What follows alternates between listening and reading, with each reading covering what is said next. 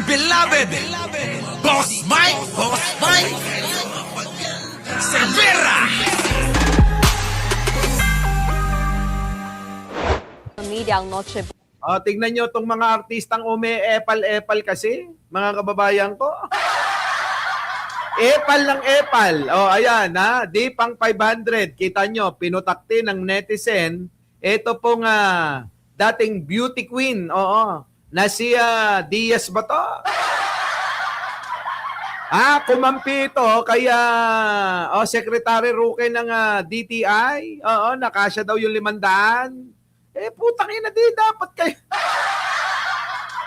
kayo mangunat makita ng mga sambayan ng Pilipino na pinagkakasya nyo sa lamesa ninyo yung 500. Putik na yan, isang pansit nga kanina, 250 na. Paano magkakasya yung 500, mga hayop kayo? Eto na. Pinutakti sa social media ang Noche Buena na pamilya ni 1969 Miss Universe Gloria Diaz. Kamakailan Kita nyo, Gloria Diaz. Alam nyo, etong mga tao na ito, etong mga gabinete ni Presidente, yan, si Secretary Roque, yan po talaga yung mga nakakapagpadismaya sa taong bayan eh. Aminin natin yun. Kahit man ako nadidismaya sa kanila eh. Yung mga nakadikit masyado kay Pangulo, yan, DOH Secretary Herbosa, etong Secretary Roque, Martin Romualdez, mga pukin ang inang yan.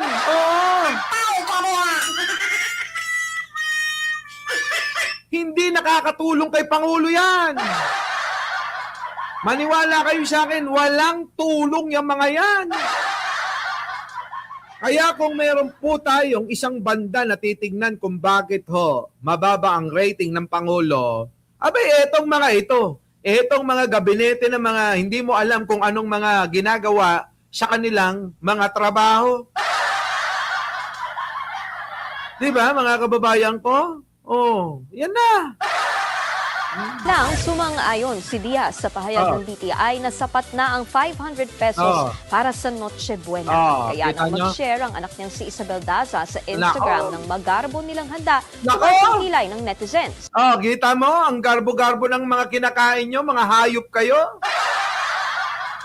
Sasabihan nyo kami na magkakasya yung 500 sa lamesa namin, samantalang yung isang laman pa lang ng platito nyo.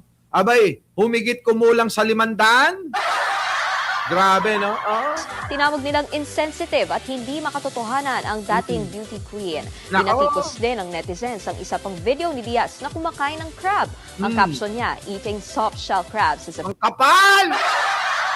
Grabe, lami kaayo ba? Tingnan nyo yung nasa plato nyo, king crab! Di ba no, mga kababayan ko? Sabunutan na natin yan. Ano pa nga ba? Cook ang asawa niya, si Daza, hindi niya naiintindihan. Bobo rin pa. Grabe. Logaw at tokuan na lang ang ating ihahanda. Kasya 500. Eating soft shell crabs. Grabe no, mga kababayan ko. Kapal ng neto, no? Privilege. Sabi naman ng isang netizen, hindi yan pang Miss Universe. Wala pang komento sa issue si Diaz. Kita nyo, mga kababayan ko?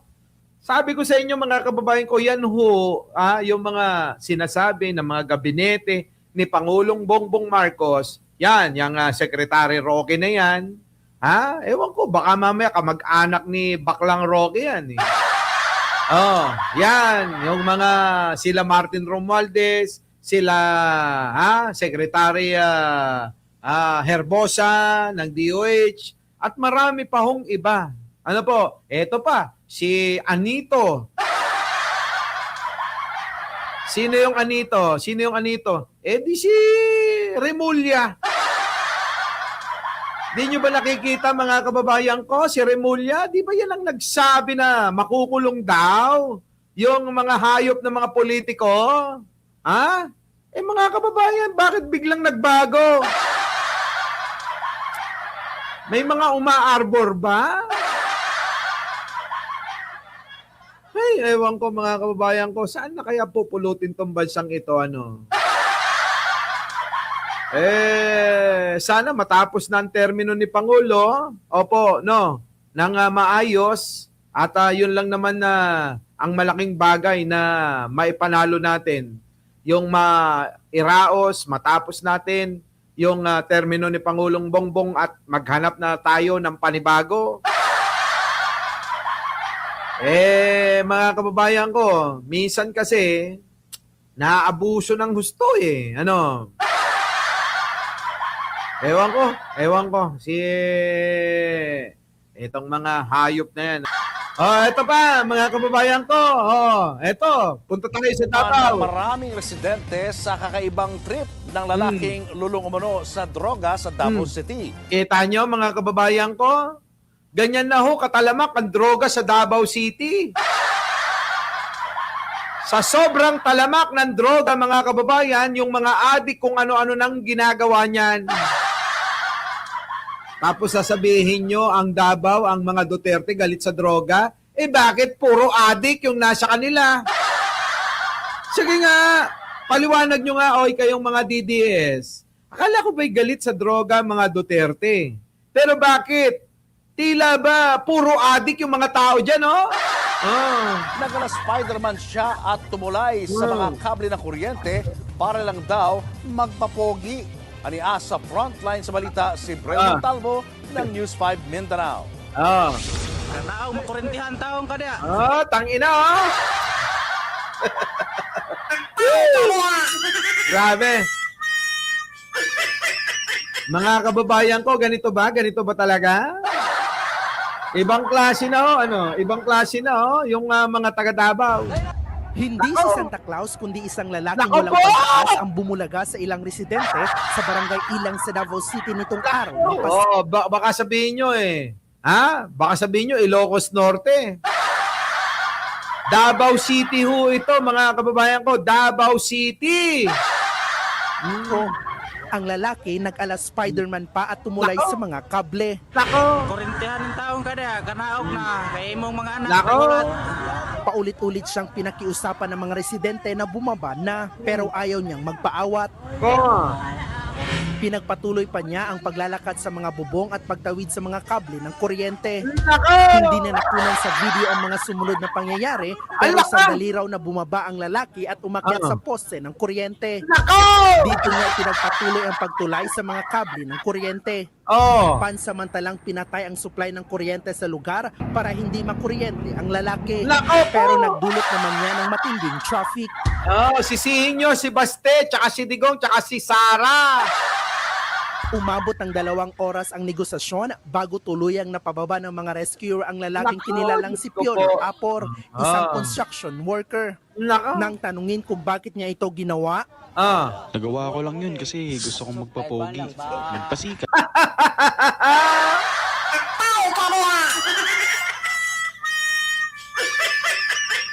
Gusto daw magpapogi, mga kababayan, at gustong magpasikat. Walang pagkakaiba kay Sara, Parang si Basti tsaka si Pulong, Mukhang kapatid ito ng mga Duterte. Sikat lang. aminado si Apor na gumagamit siya ng illegal na droga bago umakyat sa mga bubong at poste. Nako, ano na? Ano na mga DDS? Sa Davao, maraming adik. Anong ginagawa ng mga mayor nyo dyan, congressman ninyo? Nakaw lang ng nakaw? Walang Hindi ko na maintindihan yung ginawa ko. Bagong labas lang din kasi ako sa kulungan. Dahil sa droga din. Humingi naman ng paumanhin sa publiko ang lalaki sa kanyang ginawa. Nako, wala na. Diba, mga kababayan ko? Meron pa bang magagawa yan, ang rito, ito ho yung patunay, mga kababayan, na hindi po safest city. Tulad ng mga sinasabi, safest city in the world. Sabi nga niya, RR in the Philippines. Di ba? Safest city. Kita nyo nga, mga kababayan ko? Merong nagnanakaw ng bata. Merong mga pumapatay sa mga turista. Eto naman, mga kababayan ko, iba rin ang trip. Parang trip ni Pulong. Kung kulang na lang mga kababayan gayahin si Pulong na book lahat ng mga pokpok dyan sa Davao, ano? Grabe. Ano? Ito, next! Lang yan. Tama na yan, no? First class invitation and pack award yearly donation. Di kita nyo. Sa akin mo nilang ibigay yan, Mactanding. Eto na mga kababayan ko. Nako, doble na. Eto mga kababayan ko. Bago natin puntahan yung ating mga main topic. Nako. Eto. Ang presyo ng mga paputok at pailaw sa Bocaue, Bulacan. Bakit? Mamiksi ang mga mamimili. Eto naman yung sinasabi ko. Ito ba yung mga naghihirap na daw yung mga Pilipino? Abay, ngayon lang nangyayari ito na yung presyo ng paputok nagdodoble ang presyo. Bakit ho? Mga kababayan ko, marami na hong bumibili. Oo, halos maubos na ho yung paninda sa Bocaue. Yan mga kababayan ko. Isang patunay mga kababayan na maraming pera ang tao dahil susunugin nila yung pera nila sa bagong taon. Sa pamamagitan ng pagsalubong ng taong 2026, eto mga kababayan, marami na naman Pilipino ang magsusunog ng pera. Tapos sasabihin nyo, Sir Mike, oo, mahirap ang mga Pilipino kaya sila Hindi nagsusunog kami ng pera dito, kada taon. 'Di ba? Susunugin ako nga mga kababayan, hindi ako magsusunog ng pera. Ako sa condo na lang habang tinitignan mga kababayan, yung mga parang magagandang mga pailaw sa pagsalubong sa bagong taon. Ako naman magkakalampag ng kaldero, ganun-ganun lang Tingineng. Di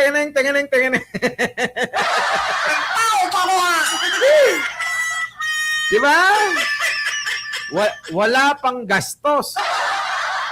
Kaysa naman, mga kababayan ko, bibili ka ng mga sintron ni Judas. At saka ng mga Bin Laden, gano'n, At iba-iba pang mga klaseng malalakas na paputok. Nako, ewan ko. Diba? Torotot. Naku, magkakabeke ka dyan. Tingin ka na lang ng mga kaldero. Yeah. Yung takip ng kaldero, torotot kasi nagkakabeke tayo. Imbis na nakatipid ka, dahil sa kakatorotot, baka mamaya, mapagastos ka pa. Diba? Magpapa-check up ka, mag-iinom ka ng antibiotic.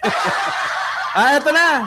Mga kababayan ko, matindi ito Live mula sa Bocaue, Bulacan, nasa frontline na balitang yan, si Rainiel. Nandito na, bagong-bagong dating itong boss natin, si Winnie Palad. Winnie Palad, Merry Christmas, Happy New Year! Ito na. Paud. Rainiel, magkano ba ngayon ang bentahan ng paputok? Nako. Julius, pumalo na nga sa 1,000 piso yung ilang mga paputok na dati 500 pesos lang. Okay, doble. Dumoble na mga kababayan. Kaldero na lang mga kababayan ko. Iwas pa maputukan ng mga kamay nyo. Iwas pa asma. Mga kababayan, kaya ayoko sa mababang lugar. Kasi amoy na amoy yung mga pulbura, yung mga usok, yung mga talsikang alikabok. Hindi maganda sa katawan. Kaya mga kababayan, mas okay na ako. Anong reporter na si Takero? Kuloko mo, Eto na. Okay na yung kaldi-kaldero na lang sa madaling salita. No choice nga yung ilang manufacturer at seller dito dahil mataas daw yung demand at mababa naman yung supply. Pero sa kabila niyan, marami pa rin sa ating mga kapatid ang nagtutungo rito. Gaya na lang ni Rod. Mr. President!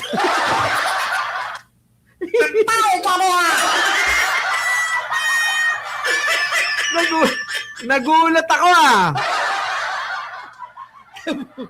Kamukha ni Pangulo. Ang daling nga. Uy, Michelle. Hindi nga, di ba? Ito, nagulat talaga ako, ha? Nagulat ako! Oh! Oh!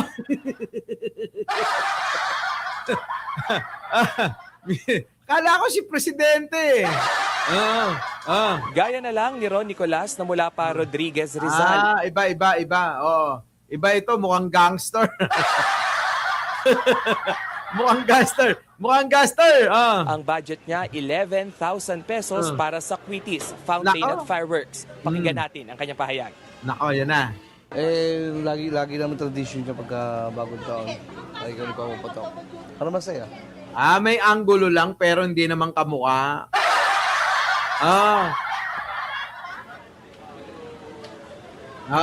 Ay, grabe oh. Presyo mga kababayan ko, ha? Oh, ano ba to? Candle ba? 450. Oh, ngayon 1 to na. Grabe namang presyo yan. Sawa, dating 450 to 500, 1,000 na. Grabe, no?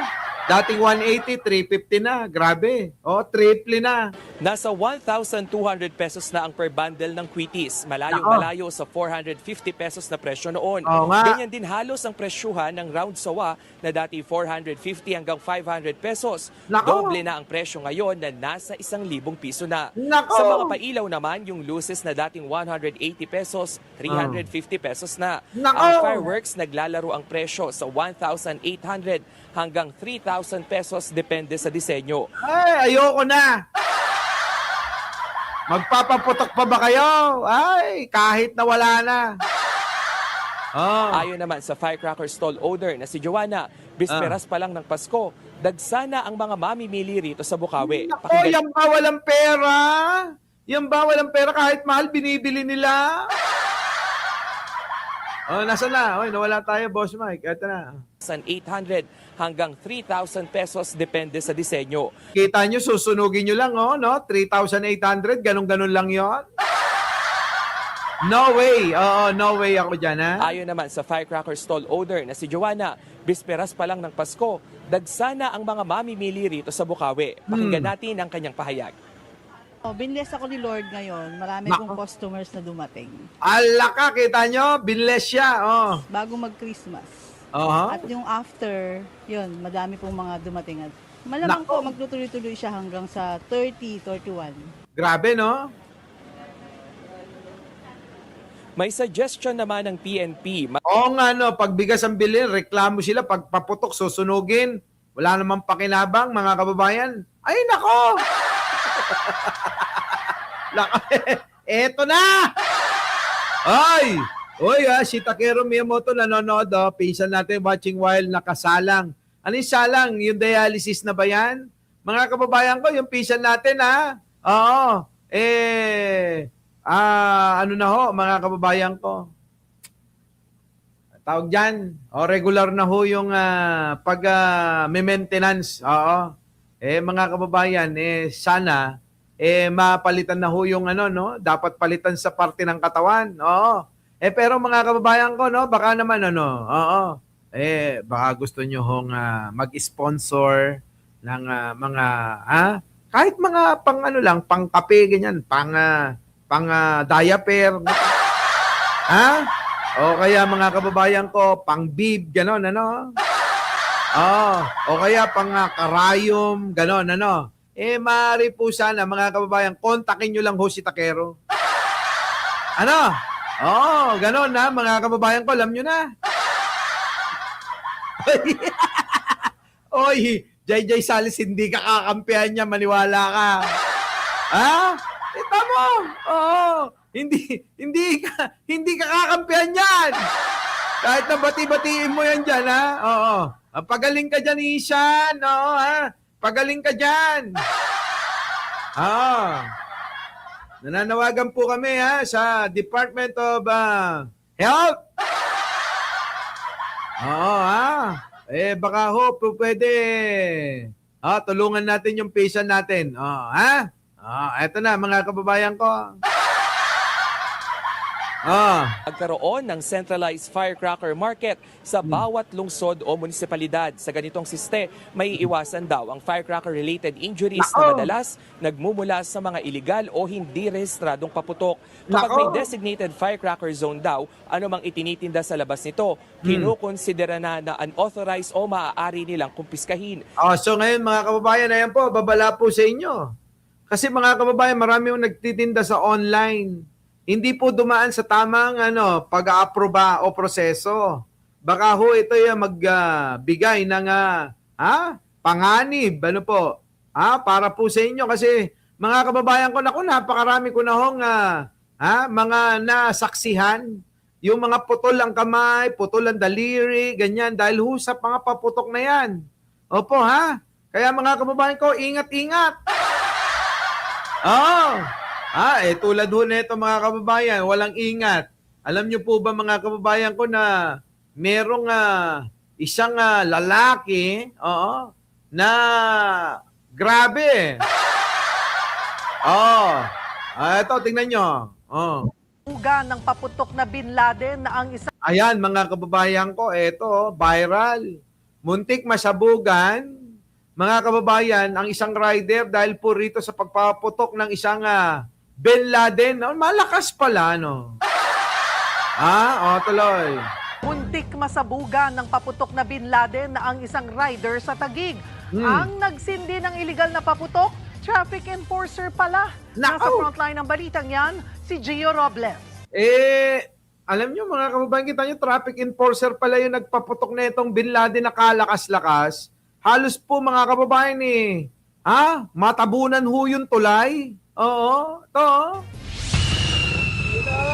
Alaka. Isang malakas na sipol ang umaligaw-ngaw matapos sindihan ang iligal na paputok na Bin Laden sa gitna ng kalsada hating gabi ng Pasko sa barangay Hagonoy sa Taguig. Ilang segundo pa, umilaw na ang paputok nang biglang may napadaan na motorsiklo.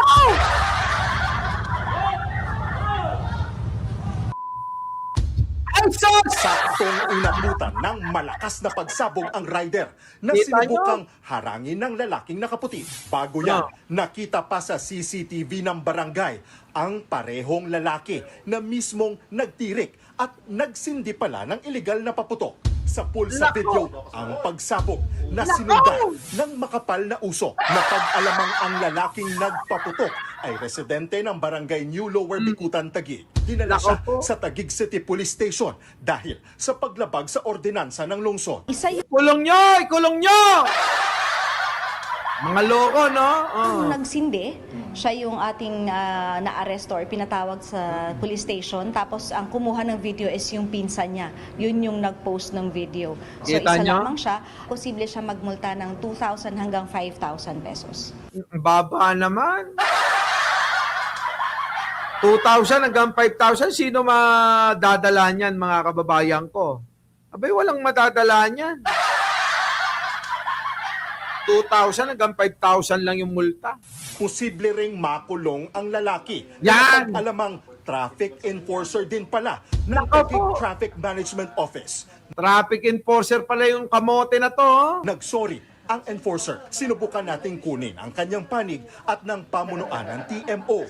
Pero wala pa silang tugon. Sinikap namang hanapin ng mga pulis ang rider na tumaan sa viral video. Nako po! Check natin yung mga CCTV, nakalampas naman siya, parang nausukan lang at nag-monitor din tayo, nakipag-coordinate sa mga kalapit na mga ospital at mga clinics. Wala naman nagpunta doon na nagpapagamot or mga napinsala man lang. Ayon naman sa barangay, nagkasira-sira ang motor ng rider. Pero nagkaayos na raw ang dalawang panig. Grabe, no?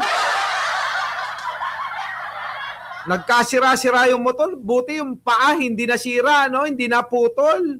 Mga kababayan ko, lumapit-lapit pa yan. Mga kababayan, sigurado putol lang paa niyan. Diba? Hayaan mo na yan, Michael Alwag. Ngayon, mga kababayan ko, paano na? Our beloved Boss Mike Cervera.